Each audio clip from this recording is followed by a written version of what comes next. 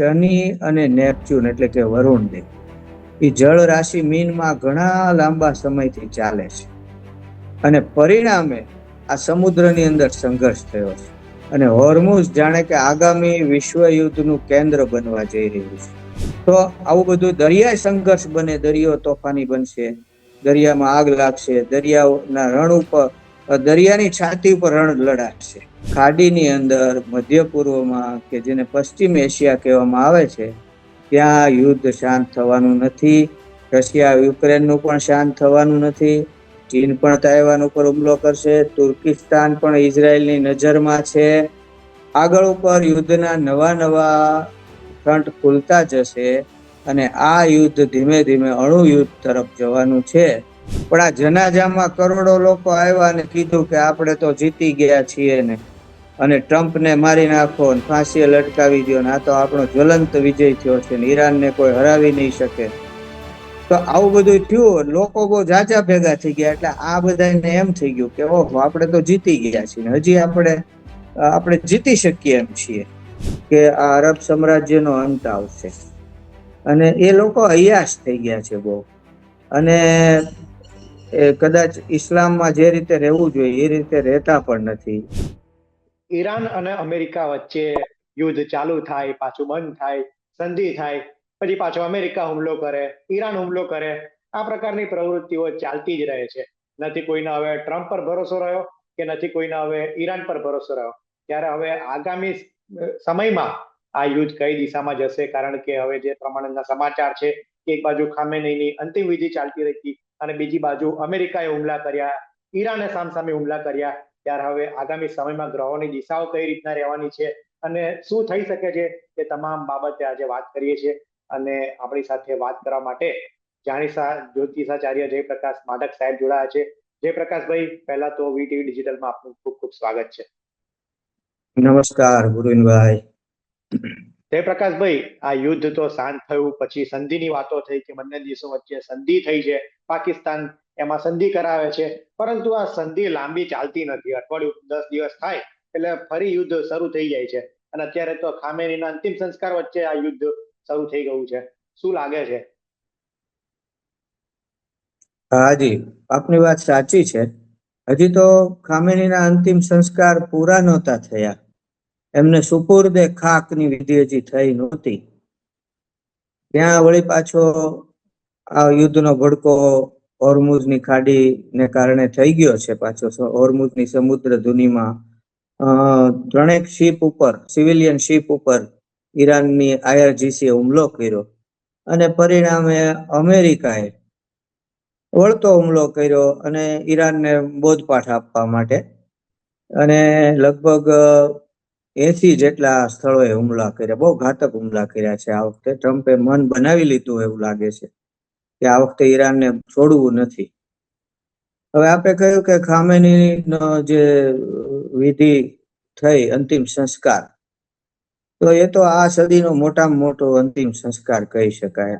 આ સામાન્ય માણસની સ્મશાન યાત્રામાં 5-10 માણસો માંડ હોય, અને થોડોક મોટો માણસ હોય તો વળી એનાથી થોડાક વધારે, આ તો કરોડો માણસો.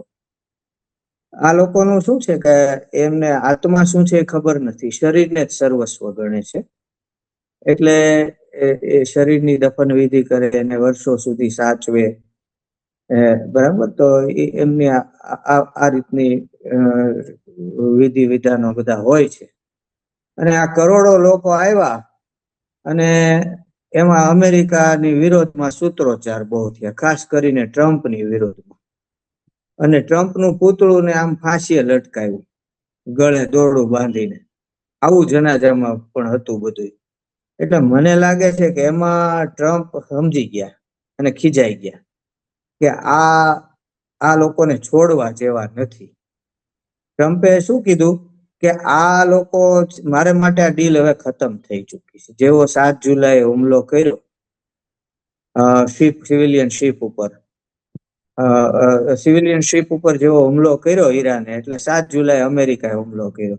ટ્રમ્પે શું કીધું કે મારે માટે આ ડીલ હવે ખતમ થઈ ચૂકી છે, એમ જ ગણજો. આ લોકો ઘટિયા અને બીમાર વિચારધારા વાળા છે, અને ત્યાં સુધી કીધું નીચ છે અને હલકટ છે. એટલી હદે ટ્રમ્પ છે એ ખફા થઈ ગયા. બેરહેમ અને હિંસક લોકો છે અને ઈરાન ઉપર વિશ્વાસ થઈ શકે એમ નથી ને એમની સાથે હવે વાતચીતનો કોઈ અર્થ નથી, આવું ટ્રમ્પ બોલી ગયા. ઇઝરાયલ આવું જ કહેતું હતું કે આની સાથે વાતચીતનો કોઈ અર્થ નથી.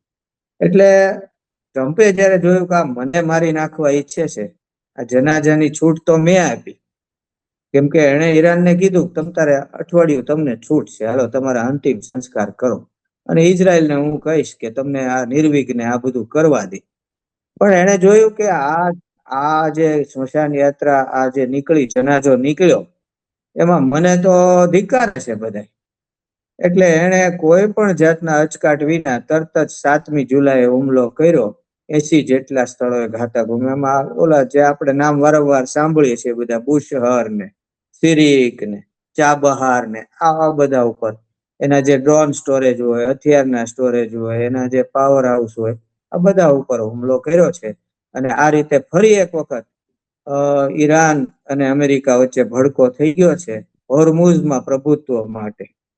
ઈરાનને પોતાનું પ્રભુત્વ રાખવું છે કે અમારું જ છે ને એમાં તમારે કોઈ ચંચુપાત કરવાનું નથી. જ્યારે અમેરિકાની વાત બરાબર છે કે ભાઈ આ આંતરરાષ્ટ્રીય જળમાર્ગ છે, ભગવાને બનાવેલું છે, બધા ચાલી શકે, પણ હવે ઈરાનને એમાં ટેક્સ લેવો છે એટલે આવું બધું કરે છે. પણ આ મારી દ્રષ્ટિએ તો આ ચાંચિયાગીરી જ છે પૂર્વિનભાઈ, અને આ બાબતમાં ટ્રમ્પ મને સાચા લાગ્યા છે પૂર્વિનભાઈ. તો આ રીતે ઘટનાક્રમો ફરી પાછા અસ્તિત્વમાં આવ્યા છે, ફરી પાછું ઉપડી ગયું છે. અને આ કઈ હમણાં પાછું, હું તમને ઘણા સમય કહેતો આવું છું કે આ અટકશે નહીં. એનું કારણ છે કોઈને એકબીજા ઉપર ભરોસો નથી. અને અત્યારે ઈરાનની સત્તા છે એ હાર્ડ લાઇનર જે IRGC છે એના હાથમાં છે, જે રેડિકલ ઇસ્લામિક ગ્રુપ છે, અને ઓલા પેઝેશકિયાન ને એ કોઈના હાથમાં નથી, એનું કઈ આવે એમ નથી. અને એ લોકો તો ત્યાં સ્મશાન પેલા જનાજામાં હતા, અંતિમ વિધિમાં હતા. તો એ પાછા આવે એ પેલા IRGC વળતા હુમલા કરી દીધા છે, એટલે એને કોઈ ગણતાય નથી.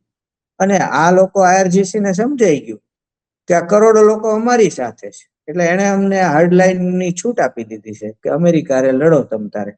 એટલે ઈરાન જે રાષ્ટ્ર છે, ત્યાંના લોકો છે, એ તો હાર્ડલાઇનર જે આ રેડિકલ ઇસ્લામિક IRGC એની સાથે જ છે.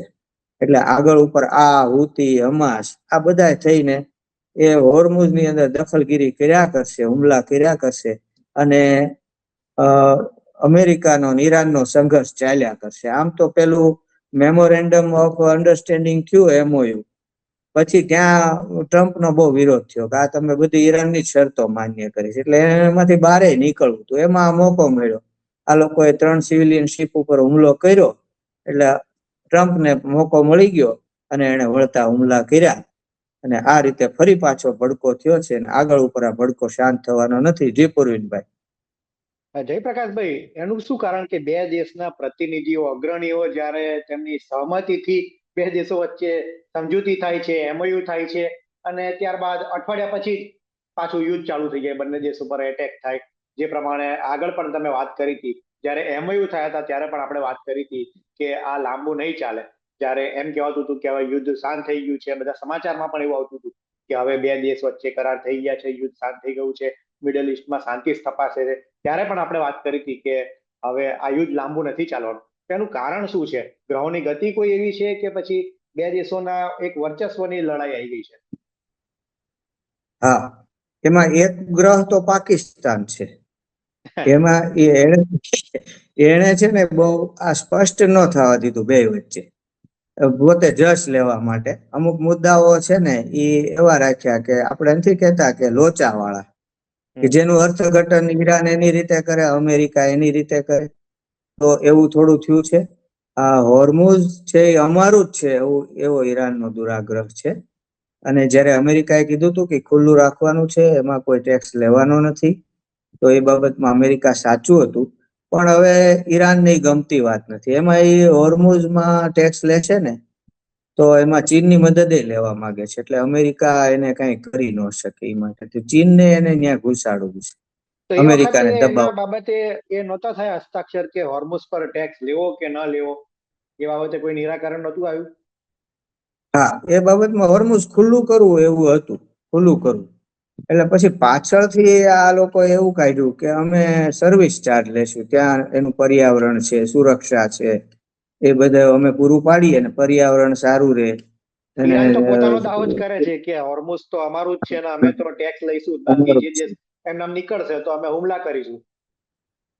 હુમલા કરીશું. એટલે એ મુદ્દે આ કજિયો કર્યો છે ઈરાને. ખરેખર અમેરિકા પહેલેથી જ કહેતું આવે છે કે હોર્મુઝ ખુલ્લું કરવાનું છે અને ત્યાંથી કોઈ પણ જે વાહન વ્યવહાર થાય જહાજોનો એમાં કોઈ બાધા કરવાની નથી.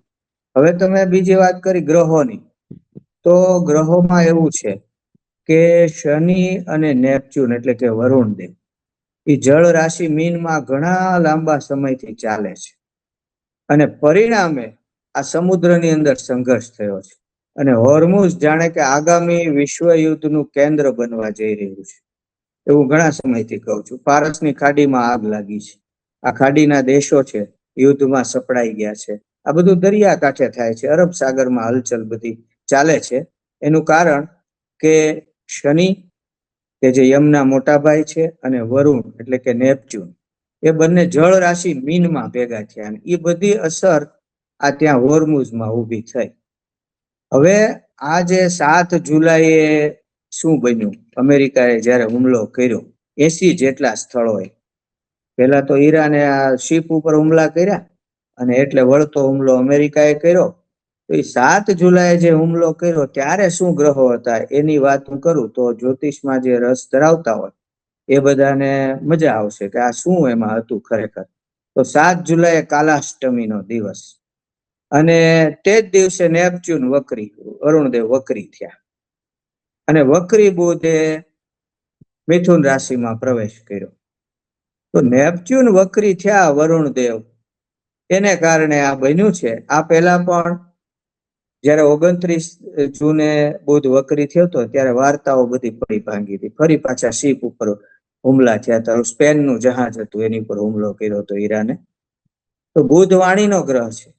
તો 29 જૂને વક્રી થયો એટલે એક વખતે ઈ ડખો થઈ ગયો, વાર્તા વિલંબમાં પડી અને જોખમાઈ જાય એમ એવું બધું થયું. આ 60 દિવસની જે ડીલ હતી એકબીજા વાતચીત કરવાની, એ ખોરંભે પડી ગઈ. વળી પાછું આ વખતે નેપચ્યુન વક્રી થયો અને વક્રી બુધે મિથુન રાશિમાં પ્રવેશ કર્યો.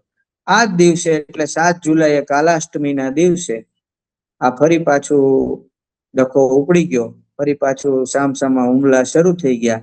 7 જૂને આણે અમેરિકાએ હુમલો કર્યા 80 હુમલા, એટલે ઈરાને વળતે દિવસે 85 હુમલા કર્યા. ટીટ ફોર ટેટ, એમ કે છે તમે કરશો એ અમે કરશું સામું. અને પાછા અમેરિકાએ વળતા 90 હુમલા કર્યા. આ વખતના અમેરિકાના હુમલા એવા ઘાતક છે અને આ રીતે 7 જુલાઈથી ઉપડી ગયું છે. અને આગળની વાત, આ નેપચ્યુન તો લાંબો સમય વક્રી રહેવાનો છે, એટલે મને ભય છે કે આ હોર્મુઝ શાંત નહીં થાય, બહુ લાંબો સમય વક્રી રહેવાનો છે. બીજું વાત કરીએ તો અત્યારે શું ગ્રહો ચાલી રહ્યા છે કે આ છે 7 જુલાઈ, નેપચ્યુન વક્રી થવાની સાથે જ આ ઉપડી ગયું. 26 જુલાઈ તો શનિ પણ મીન રાશિમાં વક્રી થશે કે જે શનિ ને નેપચ્યુન સાથે છે. એટલે દરિયામાં, વરુણ લોકમાં, મીન રાશિ જળમાં, દરિયામાં વરુણદેવ અને હવે 26 જુલાઈથી શનિદેવ પણ વક્રી થશે. એટલે શનિ અને વરુણ સાથે વક્રી, તો એ તો વધારે પરિસ્થિતિ વિકટ બનશે. ક્યાંક દરિયો પણ તોફાની બને, સિસ્ટમો કોઈ એવી બને, low pressure, depression, deep depression, આવું પણ બની શકે. અને સાથે સાથે આ વિકટ પરિસ્થિતિ હોર્મુઝમાં દરિયામાં થાય. ચીન છે એ તાઇવાનને દરિયામાં ઘેરી લીધું છે ચીને, ત્યાં પણ આવું થાય. તો આવું બધું દરિયાઈ સંઘર્ષ બને, દરિયો તોફાની બનશે, દરિયામાં આગ લાગશે, દરિયાના રણ ઉપર, દરિયાની છાતી ઉપર રણ લડાશે, આવું મને લાગે છે. અને ત્રીજી વાત, પહેલું નેપચ્યુન વક્રી થયાની સાથે જ લડાઈ થઈ, હુમલા કર્યા અમેરિકાએ. બીજું 26 જુલાઈથી શનિ પણ મીન રાશિ જળ રાશિમાં વક્રી થશે. અને ત્રીજું કે ત્રીજું એવું બનશે કે બની જ ગયું છે, હાલ શનિની મંગળ ઉપર દ્રષ્ટિ ચાલે છે. શનિ મંગળ ભેગા હોય કે શનિ મંગળ ઉપર દ્રષ્ટિ કરે ત્યારે વિમાનોના અકસ્માત થાય, રેલગાડીઓના અકસ્માત થાય અને યુદ્ધ થાય અને ભૂકંપો આવે. ભૂકંપ તો આપણે 2 જોઈ લીધા, ફિલિપિન્સમાં અને વેનેઝુએલામાં કેટલીક વિમાનોની દુર્ઘટનાઓ પણ બની છે, પણ એ અત્યારે એની સાથે આપણે કોઈ સંગતતા નથી, એટલે એને હું યાદ નહીં કરું. પણ 2 ઓગસ્ટ સુધી શનિની મંગળ ઉપર દ્રષ્ટિ રહેવાની છે, અને એમાં 26 જુલાઈથી તો વક્રી શનિ દ્રષ્ટિ, એટલે 2 ઓગસ્ટ સુધી તો આ કમસે કમ શાંત નહીં થાય. હું જ્યારે આપણે મળીએ ત્યારે હું ગ્રહો બતાવું અને કહું કે ભાઈ આ આટલા સમય સુધી આ રહેશે, પછી પાછો એમ પણ કહું છું કે આગળની વાત આગળ કરીશું, કારણ કે મને અંદર પૂરેપૂરી ખબર છે કે આ યુદ્ધ શાંત થવાના નથી. ખાડીની અંદર મધ્ય પૂર્વમાં, કે જેને પશ્ચિમ એશિયા કહેવામાં આવે છે, ત્યાં યુદ્ધ શાંત થવાનું નથી. રશિયા યુક્રેનનું પણ શાંત થવાનું નથી. ચીન પણ તાઇવાન ઉપર હુમલો કરશે. તુર્કિસ્તાન પણ ઇઝરાયલની નજરમાં છે. આગળ ઉપર યુદ્ધના નવા ફ્રન્ટ ખુલતા જશે, અને આ યુદ્ધ ધીમે ધીમે અણુ યુદ્ધ તરફ જવાનું છે, અને એકબીજા ઉપર અણુ પ્રયોગ થવાનો છે. એટલે હું 2 ઓગસ્ટે આનો અંત આવી જાય એવું કહેતો નથી. તો એટલે જે ગ્રહોની પ્રકારથી પરિસ્થિતિ એટલે એમ કહી શકાય કે આ યુદ્ધનું હજી નિરાકરણ કઈ આવવાનું જ નથી, આગળ ચાલુ જ રહેવાનું છે. અને જે પ્રમાણે તમે કહો છો કે અણુ યુદ્ધમાં જશે તો એની અસર ભારત પર કેવી રીતના થશે? ભારત શું આમાં જોડાશે? જી. હવે ઈરાન છે ને પોતાની શક્તિને ઓવર એસ્ટિમેટ કરી રહ્યું છે. ઇઝરાયલને અમેરિકાને પહોંચે એમ નથી, બહુ એટલી બધી શક્તિ નથી. પણ આ જનાજામાં કરોડો લોકો આવ્યા અને કીધું કે આપણે તો જીતી ગયા છીએ ને, અને ટ્રમ્પને મારી નાખો ને ફાંસીએ લટકાવી દો ને, આ તો આપણો જ્વલંત વિજય થયો છે ને ઈરાનને કોઈ હરાવી નહીં શકે. તો આવું બધું થયું, લોકો બહુ જાજા ભેગા થઈ ગયા, એટલે આ બધાને એમ થઈ ગયું કે ઓહો આપણે તો જીતી ગયા છીએ, હજી આપણે જીતી શકીએ એમ છીએ. એટલે પણ જે પોતાને પ્રકારનો ઓવર એમનો તો એસ્ટિમેટ. સર્વોચ્ચ નેતા મરી ગયો હોય, અમેરિકા એમને મારી નાખ્યો, અને એટલું અમેરિકાનું એ કઈ બગાડી નહીં શક્યું ઈરાન, આમ જોવા જઈએ તો. આજુબાજુમાં એને નુકસાન થયું છે, પણ એના સીધી રીતના દેશને તો નુકસાન એ કરી નહીં શકતું, કારણ કે બહુ દૂર છે અમેરિકા અને ઇઝરાયલ એકબીજાથી, ઈરાન છે. એ હરીફરીને એના બેઝ ઉપર હુમલા કરે છે, અને આ બહેરીન ઉપર કર્યો ને કતર ઉપર કર્યો ને એમ હુમલા કરે છે. પણ આગળ ઉપર શું છે કે એની ઈચ્છા એવી છે કે અમેરિકા ત્યાં આજુબાજુ ક્યાંય હોવું ન જોઈએ. એને જે બેઝ આપે છે એ પણ અમારા શત્રુ છે. આ બહેરીન ને એ બધા જે છે, સાઉદી અરેબિયા ને, એને ગમતા નથી. બીજું એને યુરોપને પણ ધમકી આપી. તો એમાં શું છે પૂર્વિનભાઈ, કે અમેરિકા સુધી તો ઈરાન પહોંચી શકે એમ નથી, પણ અમેરિકાને જે અમેરિકાને જે ઉતારો આપે છે આજુબાજુના રાષ્ટ્રો, અરબ રાષ્ટ્રો, તો એના ઉપર તો એ ભવિષ્યમાં અવશ્ય હુમલો કરવાનો છે. અને મારી જે ભવિષ્યવાણી છે ભૂતકાળની, કે આ અરબ સામ્રાજ્યનો અંત આવશે, અને એ લોકો અયાશ થઈ ગયા છે બહુ, અને કદાચ ઇસ્લામમાં જે રીતે રહેવું જોઈએ એ રીતે રહેતા પણ નથી, એવી ફરિયાદ એક છે. તો એને કારણે એવું બનશે કે ત્યાં હુમલા થશે. આજે શેખ છે, પ્રિન્સ છે, રાજાઓ છે, આવા બધા અમીરો છે, એના સામ્રાજ્યનો અંત આવશે, અને ઈરાન આટલું કરી શકશે આજુબાજુમાં. અને એના મિત્ર રાષ્ટ્રો જે છે, રશિયા, ચીન, એની અંદરખાને સહાયથી એવું પણ બની શકે કે એની પાસે ઇન્ટરકોન્ટિનેન્ટલ બેલેસ્ટિક મિસાઇલ હોય, અથવા એને પૂરા પાડે, પોતે અણુબોમ્બ ક્યાંકથી લઈ આવે અથવા બનાવી લીધો હોય તો અમેરિકા ઉપર પણ ફેંકી શકે છે. આવું પણ પરિણામ આવી શકે છે. અને ટ્રમ્પે પણ કહ્યું છે કે હું બહુ સારો માણસ નથી, આગળ ઉપર એમ કે હું હંમેશા સારો જ રહું, એવું તમે ન માનતા, હું ઘડીકમાં એટલે કલાકની અંદર ઈરાનનો નાશ કરી શકું છું. ઇઝરાયલ પાસે અણુબોમ્બ છે. એટલે આ બધો સમગ્ર મામલો છે ને એ અણુ યુદ્ધ તરફ જઈ રહ્યો છે. અને ઈરાને તો યુરોપને પણ ધમકી આપી છે કે ભાઈ તમે અમેરિકાને સૈન્ય બેઝ આપ્યા છે, યુરોપને એમ કીધું કે તમે સૈન્ય બેઝ આપ્યા છે તો તમે પણ આ જવાબદારીમાંથી છટકી નહીં શકો, અને તમે પણ આને માટે જવાબદાર રહેશો. આમ કરીને મગોમાં એને પણ ધમકી આપી છે. તો આગળ ઉપર આ બધું કઈ શાંત થવાનું નથી. આ IRGC છે એ રેડિકલ ઇસ્લામિક રિજીમ છે, એના જે સાથીઓ છે હમાસ ને હુતી ને આ બધા જે છે એ પણ શાંત થવાના નથી. એ લોકો લડવામાં જ રસ ધરાવે છે, એટલે આગળ ઉપર એને બહુ નુકસાન થશે, મોટા હુમલા અમેરિકા ઘાતક હુમલો કરશે ઈરાન ઉપર, એવું પણ મને લાગે છે. જી પૂર્વીનભાઈ. જયપ્રકાશભાઈ, હા, એટલે ભારતને આની પર શું અસર થવાની છે? ભારત જેમ કે અત્યારે યુદ્ધ ચાલે છે તો દુનિયા લેવલે અસર થાય છે.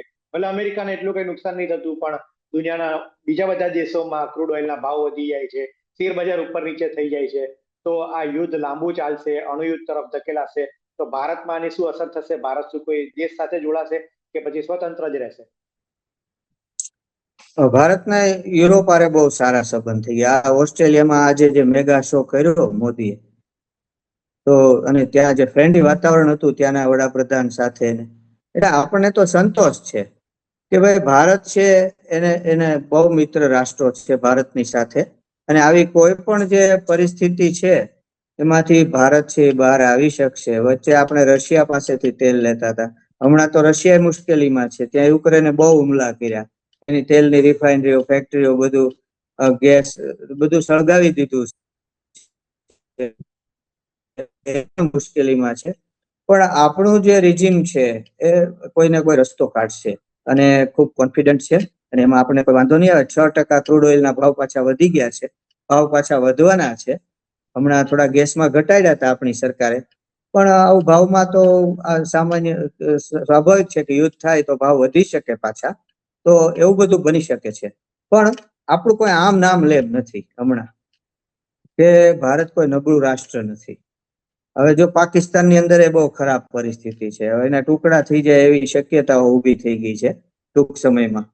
એટલે એ તો બધા આપણા જે શત્રુ રાષ્ટ્રો છે એ ધીમે ધીમે ખતમ થઈ જવાના છે, અને ભારતનો સિતારો ચમકવાનો છે એવું મને સંપૂર્ણપણે ખાતરી છે. ભારતને કોઈ વાંધો નહીં આવે. દુનિયાના બધા દેશો આ ઓઇલના ભાવ વધ્યા ત્યારે કેટલા ભાવ વધી ગયા, અને આપણે 3-4 રૂપિયા વધ્યા, એ બધા ફાકી ખાઈ જતા હોય એટલા 10-20 રૂપિયા નહીં તો. એટલે અહીંયા કોઈ અસર જ નથી થઈ એમ માનો ને. એટલે હું એમ માનું છું કે અસર નહીં થાય, અને સોનાના ભાવ ઘટે છે. જેવું આ યુદ્ધ ભડકે એટલે સોનાના ભાવ ઘટે. પેલા એવું હતું કે યુદ્ધ ભડકે એટલે સોનાના ભાવ વધે, હવે એવું નથી રહ્યું. હવે સોનાના ભાવમાં કડાકા બોલે છે. તો આવી બધી અસરો દુનિયા ઉપર થઈ શકે. શેર બજારમાં કડાકા, શેર બજારમાં અસ્થિરતા રહેવાની આ યુદ્ધને કારણે, પણ ભારતનું શેર બજાર સ્ટ્રોંગ છે, શેર માર્કેટ સ્ટ્રોંગ છે. જી પૂર્વીનભાઈ.